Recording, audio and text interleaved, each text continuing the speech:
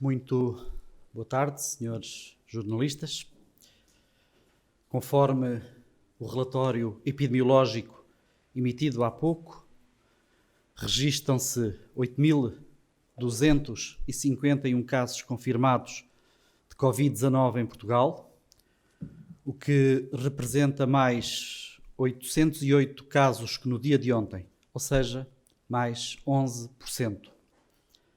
Por outro lado, verificam-se 726 casos em internamento, dos quais 230 em cuidados intensivos.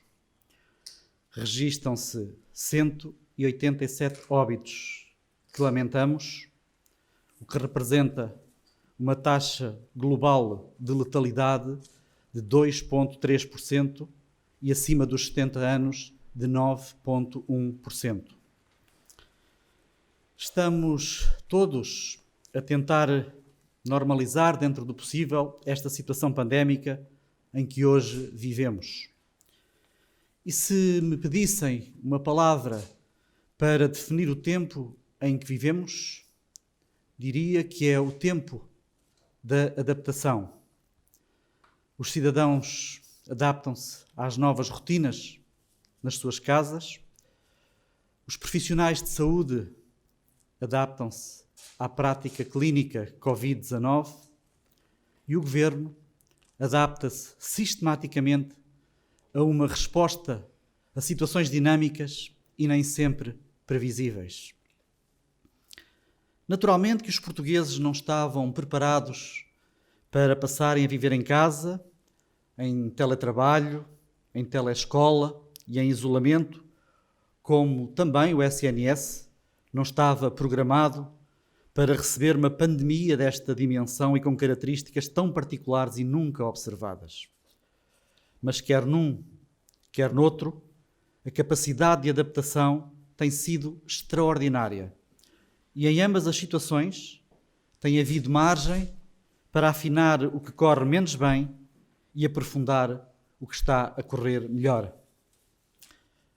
E de muito nos vale e nos deve orgulhar o nosso Serviço Nacional de Saúde, que foi e continua a ser uma das maiores conquistas dos portugueses e uma garantia de que todos temos lugar e de que ninguém fica para trás. Uma das ferramentas do Serviço Nacional de Saúde que mais se transformou foi a linha SNS 24. Atende hoje mais de 18 mil chamadas por dia.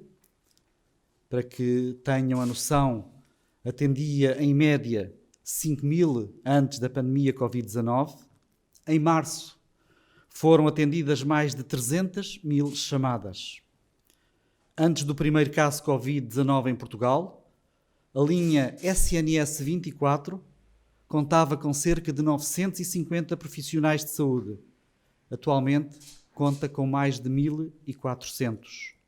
O nosso agradecimento por isso a todos os profissionais de saúde. E deixem-me aproveitar para agradecer também a todas as ordens profissionais, sem exceção, nas pessoas dos seus bastonários, também sem exceção, pelo elevado sentido de responsabilidade e de dever cívico. Continua a ser crucial que as pessoas não adoeçam todas ao mesmo tempo e os contactos sociais têm mesmo de ser reduzidos ao mínimo, mesmo com a chegada da Páscoa, um tempo que costuma ser de convívio por excelência. Mas desta vez temos mesmo de continuar a ser responsáveis. Temos ainda a obrigação de fazer todos uma gestão criteriosa dos nossos recursos de saúde. Hoje, são processadas muito mais amostras para diagnóstico de Covid-19 do que nas semanas anteriores. Processámos mais de 69 mil amostras desde o dia 1 de março. Na semana passada, foram processadas quase 40 mil amostras de segunda a domingo, o que representa mais do dobro relativamente à semana que antecedeu. Porém, da mesma maneira que não é comportável ficarmos todos doentes ao mesmo tempo, também não podemos conseguir e esperar testar toda a gente com critério clínico no mesmo dia e ao mesmo tempo. Como temos dito, tem havido uma enorme mobilização da sociedade civil em robustecer a nossa capacidade de resposta a esta epidemia. Recebemos ofertas de ventiladores, de equipamentos de proteção individual, monitores e também muito trabalho voluntário. Estamos, por isso, também a todos eles muito agradecidos. Estamos muito agradecidos por esta onda solidária, individual e coletiva. Permitam-me destacar, por exemplo, a Associação Portuguesa de Bancos, que adquiriu há bem pouco tempo 100 ventiladores e 100 monitores para o Serviço Nacional de Saúde melhor responder a esta pandemia. Muito obrigado a todos quantos têm colaborado. E termino passando a palavra ao Dr. José Manuel Boavida, Presidente da Associação Protetora dos Diabéticos Portugueses, a quem agradeço. Diabetes, uma doença que afeta mais de 2 milhões de portugueses, que estão mais vulneráveis e precisam, portanto, de uma resposta diferenciadora, que as associações de doentes como a APDP também têm conseguido dar. Muito obrigado, Sr. Doutor. Muito obrigado. Bom dia a todos. Queria agradecer em nome da APDP este convite do Sr. Secretário de Estado para estar aqui presente e sabendo que as pessoas com diabetes representam um grupo de maior risco para o Covid-19 e que têm dúvidas e medos, agradecemos muito a oportunidade de os poder estar aqui a representar. A comunidade de diabetes representará entre pessoas com diabetes e os seus familiares mais de 1/3 da população portuguesa. E a questão é que se observou em estudos que a diabetes constitui um grupo de maior risco, nomeadamente de aumento de mortalidade, atingindo mais de 9% nas pessoas falecidas pelo Covid-19. Dito isto, gostaria de deixar 3 mensagens e apontar para 3 níveis de questões que penso serem muito relevantes. Primeira mensagem: não há qualquer evidência que as pessoas com diabetes sejam mais atreitas a serem infectadas pelo coronavírus. Segundo aspecto, segunda mensagem: não existe evidência de diferença entre os vários tipos de diabetes, entre a diabetes tipo 1 e a diabetes tipo 2. Terceiro, se a diabetes estiver bem compensada, o risco é o mesmo da população em geral. Gostaria agora de realçar 3 pontos para valorizar, um para valorizar, outro para reforçar e, por fim, para lembrar. Primeiro, valorizar o papel das próprias pessoas com diabetes e dos seus familiares e cuidadores, que no dia-a-dia procuram um controle rigoroso da sua situação, controlando a glicémia, a tensão arterial, os pés, sabendo que quanto melhor o controle da diabetes, melhor será o prognóstico. Em segundo lugar, valorizar a necessidade da proteção especial dos doentes crónicos, da sua disponibilidade para o teletrabalho ou do trabalho em condições de segurança ou distanciamento adequado, principalmente acima dos 60 anos de idade. Gostaria de reforçar o papel das equipas de saúde, que têm sido inexcedíveis na adaptação que conseguiram introduzir em tão curto período e em tão difíceis condições a adaptação para o seguimento destes doentes. Alterações das consultas para telemedicina, entregas domiciliares de medicamentos, centenas de farmácias o fazem, a APDP o faz, juntas de freguesia o fazem. Reforçar o pedido às equipas de saúde para contatarem com as pessoas com diabetes que neste momento têm maiores dificuldades em sair de casa, nomeadamente os idosos ou pessoas com dificuldade do acesso aos meios eletrónicos. De criar linhas de apoio, como a linha verde que a APDP criou para todo o país, ou fazer telefonemas pura e simplesmente de conforto para as pessoas que estão em isolamento em casa. Lembramos a necessidade de reforçar a medicação e material de vigilância. Não há falta de medicamentos nem de meios de controle. Poderão pedir as receitas por telefone, elas podem ser enviadas pelo mesmo meio e com a entrega de medicamentos ao domicílio, tudo isto fica mais simples. Foi o que fizemos com a farmácia da associação. Por último, lembrar o papel das associações e das estruturas da comunidade. Sendo nós uma estrutura do setor social, valorizamos a mobilização de toda a comunidade para a procura de soluções que sustentem as necessidades das pessoas com diabetes.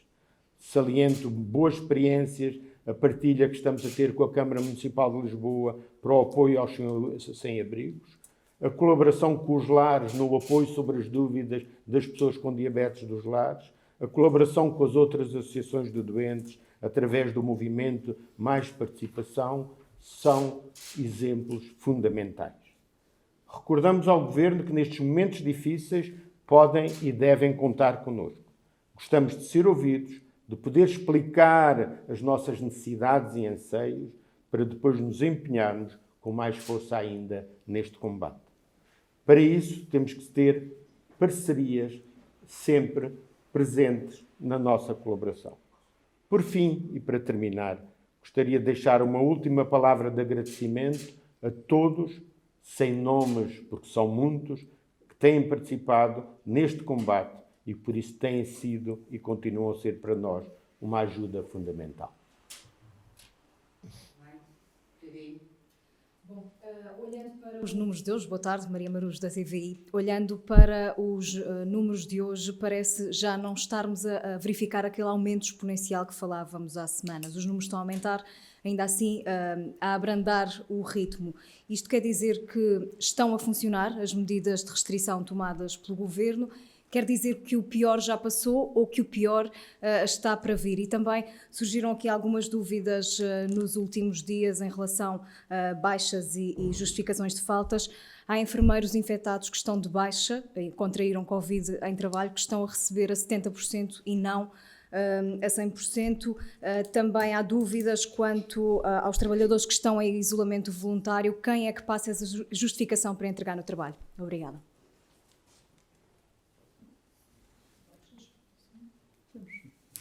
Repartir. A primeira questão, desculpe-me, era relativamente à questão do Governo, se as medidas de restrição estão a resultar, ou se o pior ainda está para vir. Eu diria que será cedo ainda para avaliarmos essa tendência.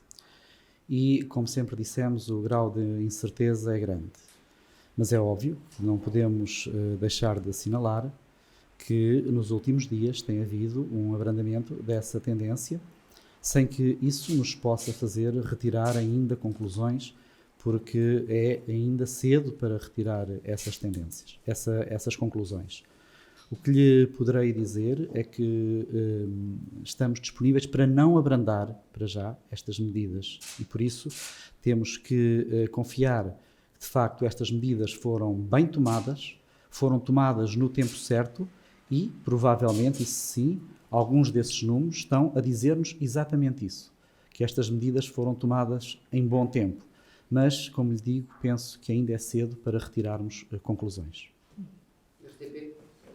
Não me respondeu. Relativamente à questão dos enfermeiros e às diferenças que têm existido, obviamente que se não houver uniformização nas diferentes instituições, essas situações serão corrigidas, como é óbvio. Bom dia a todos. Em direto para a RTP3, Sandra Felgueiras. De facto, a curva tem vindo a achatar no que diz respeito aos infectados e ao número de mortos, mas se olharmos para o número dos cuidados intensivos, verificamos que nos últimos 4 dias passamos de 89 pessoas em cuidados intensivos para 233, o que significa um aumento de mais 144 pessoas em 4 dias. A pergunta é muito direta, havendo 1.142 camas ventiladas em Portugal e as outras doenças não tendo metido férias, quantas camas existem disponíveis neste momento e se esta duplicação dos cuidados intensivos não vos tem preocupado e o que é que estão a fazer nesse sentido? E ainda uma pergunta de ontem à qual não tive resposta: quantos portugueses efetivamente estão a ser controlados nas fronteiras e colocados de quarentena, uma vez que a Sra. Diretora-Geral de Saúde disse na semana passada que a medida tomada de revogação da legitimidade dos delegados de saúde era uma medida de curtas horas e queria ser devolvida, e efetivamente os médicos continuam a criticar a sua posição e a dizer que até ao dia de hoje não conseguem colocar ninguém em quarentena. A mesma pergunta em relação às obras públicas, se vai controlar ou não melhor as pessoas que continuam a trabalhar em obras públicas, violando planos de contingência, estando todas juntas em vários locais do país. Nós podemos começar pelas últimas duas questões. Portanto, quanto aos portugueses que estão a ser colocados sob quarentena, há duas formas disto de se fazer. Uma com base... peço muita desculpa e vou começar então novamente. Há duas formas de colocar as pessoas em quarentena. Está mal? Pronto, vamos melhorar. É que isto agora com o espaço confinado é mais difícil. Há duas formas de colocar as pessoas em quarentena. Uma que é pela avaliação de risco de grupos populacionais pequenos ou de pessoas individualmente, em que a autoridade de saúde determina, avaliado o risco, que aquela pessoa deve ficar em quarentena. Por exemplo, porque foi um contacto próximo de um doente positivo e, portanto, tem que ser excluída da sociedade, e até estão criados mecanismos da autoridade de saúde colaborar com as forças policiais para garantir que aquela pessoa fica retirada da sociedade.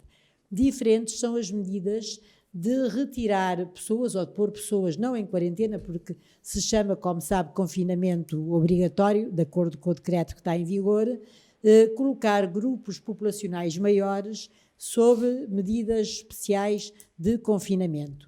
Essas são as medidas que foram revogadas e que estão a ser retomadas quando e onde for necessário em função do risco.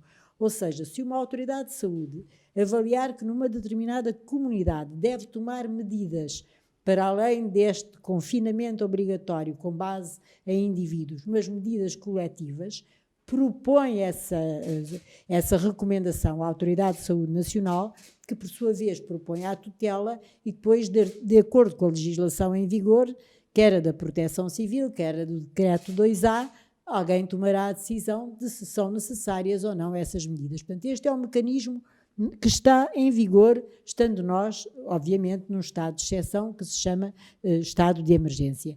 E, portanto, uma coisa não invalida a outra, continuam a ser postas pessoas em confinamento obrigatório de acordo com um determinado critério de avaliação, quando se considera que uma região, uma zona, uma cidade, uma vila precisa de medidas reforçadas, isso é proposto pela cadeia das autoridades de saúde e depois é proposto, obviamente, aos membros competentes do governo que tomarão essa decisão. Portanto, em relação à quarentena, ou melhor dizendo, ao confinamento, há estes dois mecanismos que não se antagonizam, mas que dependem da dimensão do fenómeno e da avaliação do risco.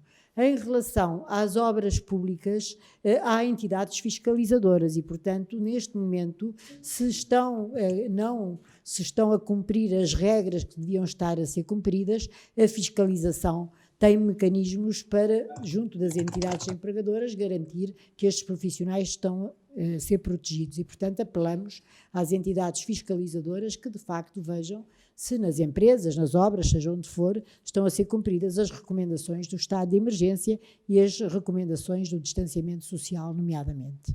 Falta uma resposta só às camas ventiladas disponíveis e se não o preocupa a duplicação dos números em relação ao número de internados em cuidados intensivos. Sobre os ventiladores.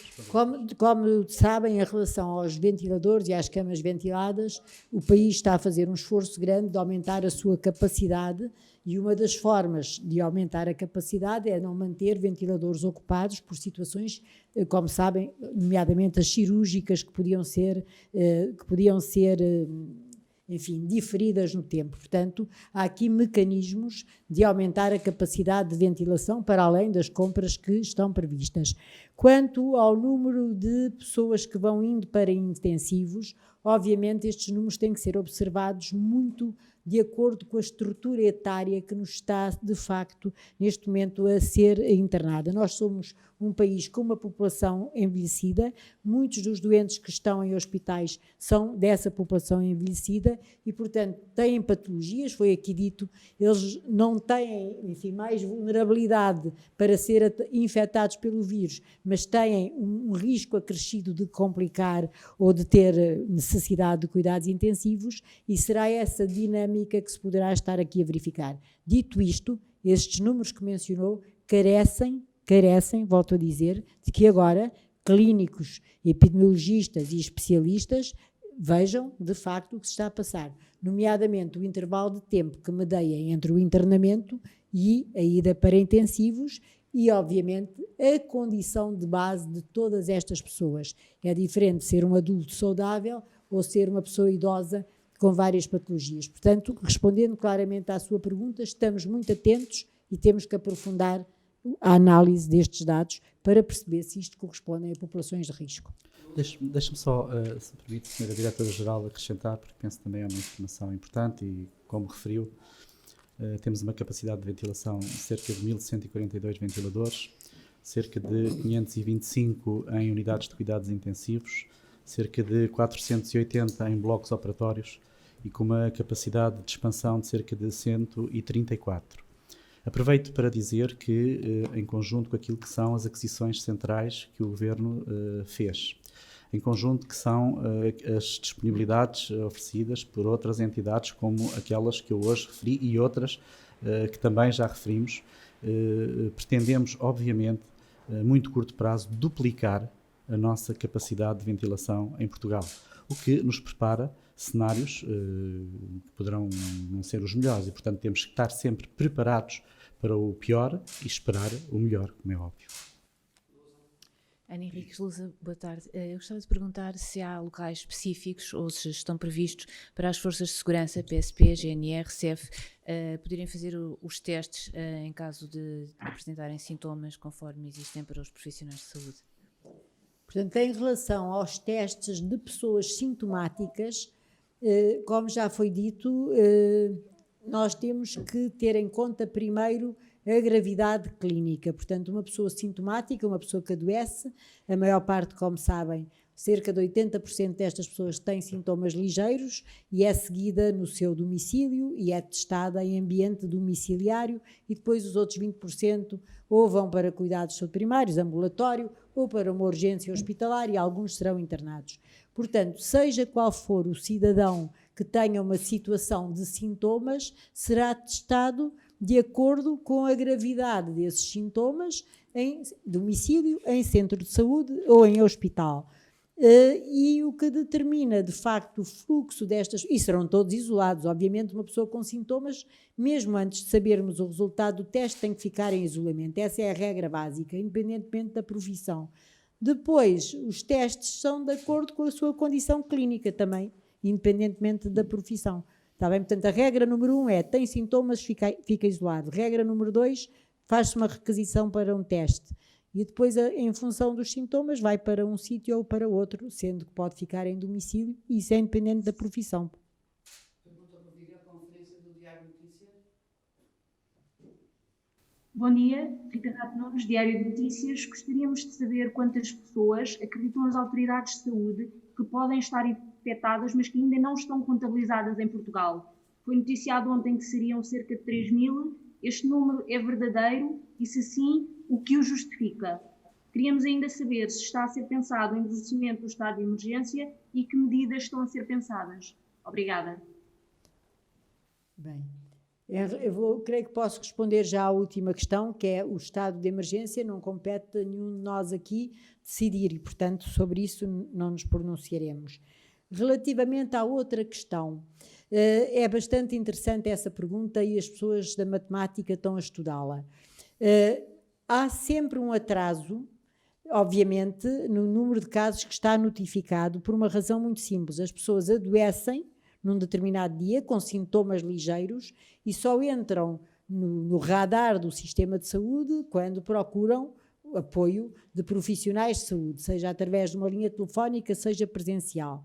O que eu quero aqui dizer é que depois as curvas epidémicas não entram pelo dia em que nós descobrimos a doença, entram pela data de início dos sintomas. Portanto, essa correção, quando vocês olham para a curva da epidemia, está feita porque os doentes que vão sendo diagnosticados hoje entram no nosso sistema hoje, mas nós sabemos que eles já estavam infectados há 5 ou 6 dias quando fazemos a história clínica.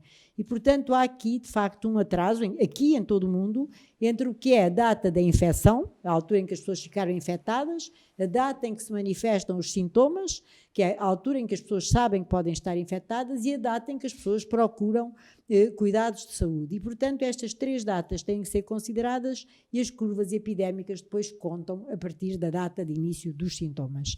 Portanto, é por esse motivo. Também sabemos, e este número varia muito de país para país, mas os países que já foram mais à nossa frente nas epidemias, fizeram estimativas de quantas pessoas nunca entram no radar do sistema de saúde porque não estavam sintomáticas e, portanto, a sua infecção passou despercebida. Mas ainda há dados muito insuficientes e muito diferentes de país para país. E, portanto, isto não nos consegue fazer extrapolar para a realidade portuguesa. Faz parte das tais incertezas, sabendo todos nós que daqui a um tempo saberemos, de facto, as pessoas que foram assintomáticas, porque Portugal, como os outros países, vai fazer estudos serológicos para perceber que quantidade da sua população, que percentagem da sua população desenvolveu anticorpos e, portanto, quem desenvolve anticorpos é porque teve contacto com a doença e entra para o conjunto dos imunizados. Última pergunta, ouvi a conferência para o Jornal de Negócios. Olá, bom dia, Susana Paula do Jornal de Negócios. A DGS divulga todos os dias o número de vítimas mortais e gostávamos de perceber que vítimas é que entram neste boletim, ou seja, todas as que tenham Covid-19, independentemente de ser essa a causa da morte, ou apenas os casos em que não há dúvidas de que a Covid foi mesmo a causa da morte. Queríamos perceber também se as pessoas com Covid-19 que morram em casa são ou não contabilizadas. Um outro assunto tem a ver com o DN noticia hoje que a DGS está a ponderar alargar a recomendação do uso de máscaras. Queríamos perceber se sim, se confirma e para que grupos e a partir de quando. Obrigada. Muito bem. Então eu vou começar pela questão, se calhar mais simples. Obviamente que onde quer que ocorra o óbito, ninguém pode ser enterrado neste país, nem em nenhum outro, sem um certificado de óbito. E, portanto, esse certificado de óbito é sempre passado pelo médico, que sabe a causa do óbito, e, portanto, é indiferente se morre num lar, se morre em casa, se morre na rua. Ninguém pode, de facto, ser enterrado sem um certificado de óbito, que é sempre passado por um médico. Portanto, a questão de mortos em casa está respondida. Agora, a outra questão é muito interessante. Habitualmente, a codificação das causas de morte, como vocês sabem, o que conta não é o evento terminal que resultou na morte. Em muitas situações, o que codifica é a causa que se chama básica, ou seja, uma pessoa que tem uma doença terminal, uma doença oncológica em fase terminal e que depois, nos últimos dias da sua vida, teve uma pneumonia bacteriana que a matou, de facto, foi o evento terminal, mas é codificado como causa de morte a sua doença oncológica de base. Essa é a regra geral em todo o mundo, de acordo com critérios da Organização Mundial da Saúde, e há pessoas em todos os países especialistas em codificar estas causas. Portanto, num certificado de óbito vêm várias linhas e o médico vai preenchendo das causas mais remotas, depois para a causa que será a mais importante e depois o evento terminal, aquele que finalmente matou a pessoa. Muitas vezes, como vos digo, é uma pneumonia bacteriana que é a causa terminal, o evento final. Neste caso da Covid, se o evento final for a última linha que o médico preencher lá que foi por Covid, nós não estamos a codificar da forma tradicional, estamos a considerar o evento terminal, portanto, a causa última. Dito isto, se uma pessoa infectada por Covid teve outro evento terminal, que foi de facto a causa de morte, então sim, é esse que é considerado a causa de morte. Ontem, creio que o meu colega Diogo deu um exemplo muito bom. Uma pessoa pode ter Covid e ser atropelada. Se foi atropelada, esse foi o evento terminal, não foi o Covid. E, portanto, era para vos dizer que, no fundo, é esta a situação em relação às causas de morte. Relativamente, portanto, neste momento, se a causa terminal, se o médico escreveu que o evento terminal foi Covid, é assim que é contabilizado. Portanto, sempre com base no reporte médico-clínico. A outra questão das máscaras. Como vocês sabem todos, nós constantemente aprendemos com esta epidemia. Aprendemos com os outros países e aprendemos com a evidência científica disponível à data. A questão das máscaras serem usadas ou não por determinados grupos tem a ver com o grau de exposição desses grupos a partículas uns dos outros. E, portanto, o que está aqui a ser muito equacionado é se estas partículas que nós emitimos de uma pessoa em direção à outra e que serão evitadas pelo distanciamento social, sobretudo, se em algumas circunstâncias são capazes de criar aerossóis, ou seja, de andar pelo ar. E eu vou-vos dar um exemplo em que nós sabemos que é. Quando se faz uma ventilação mecânica de uma pessoa, esse ato de ventilar essa pessoa provoca aerossol. E é por isso que quem faz estas técnicas tem que ter a proteção máxima, porque há aerossol, há partículas pequenas. E, portanto, a questão das máscaras tem que ser estudada com muito cuidado, de acordo com a evidência disponível e de acordo com o seu efeito, sendo que já dissemos sempre que não pode nunca dar uma falsa sensação de segurança e impedir que as pessoas se afastem umas das outras, porque as máscaras ficam úmidas, as máscaras são manuseadas pelas nossas mãos, as nossas mãos vão depois à cara, aos olhos, à boca. Portanto, independentemente das máscaras, a medida número 1 é o distanciamento social.